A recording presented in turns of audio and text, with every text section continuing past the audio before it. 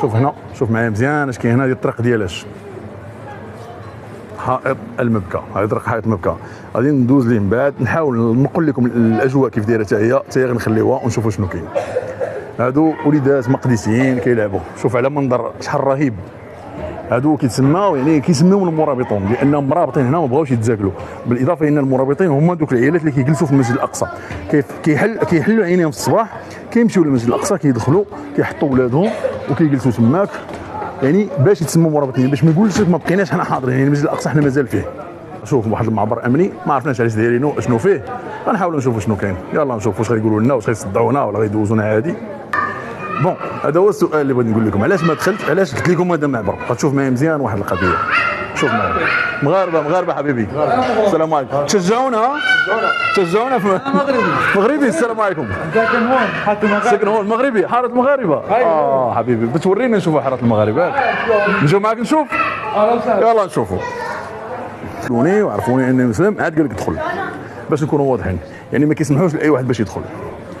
هذا السيد اللي غادي قدامنا تلاقينا معاه، هضرنا معاه، قال لك هو مغربي من حاره المغاربه. يلا نشوفوا اشنو كاين في حاره المغاربه. يلا الاخوان نشوفوا هذا السيد غيورينا حاره المغاربه. دابا هذه حاره المغاربه اللي كتسمع بها دائما في القدس الشريف.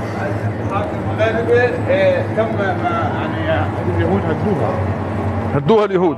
اوكي بس ضل مكانها. تم بيت واحد. وحضرتك ما تتكلم مغربي لا؟ لا نسيت. هون هذه زاويه المغاربه. هذه زاويه المغاربه. هذه زاويه المغاربه. اسمان هذه الرايه المغربيه.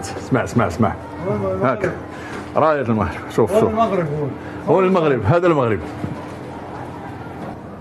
دابا حنا راه من القدس الشريف، هذا حي. التقينا واحد الاخ سمعنا كنهضروا بمغربيه، قال لك مغربي، لكن هو عنده اللكنه ديال هنا. علاش؟ لانه تزاد هنا، كبر هنا على ما اظن ياك. هادشي اللي كيقول كياكد ليها هو السيد. وهذا اللي سمح لنا او سلمنا على اهل المغرب.